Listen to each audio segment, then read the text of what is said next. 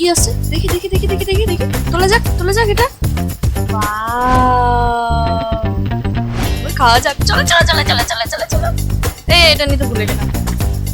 হ্যাঁ, একটু তেল দিয়ে ভালো করে একটু ম্যাসেজ করে নিই, একটু কানটা পরিষ্কার করে নিই, জল দিয়ে পরিষ্কার। তারপরে ক্যাপসিকাম কেটে নিলাম, সব মশলা দিয়ে একটু মাখিয়ে নিই।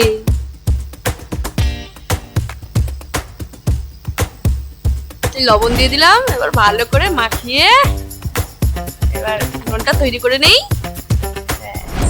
তারপর এটাকে ফয়েল পেপারে মুড়িয়ে এই আগুন জ্বলছে, এই উনুনের মধ্যে দিয়ে দিলাম। দেখা যাক কেমন হলো।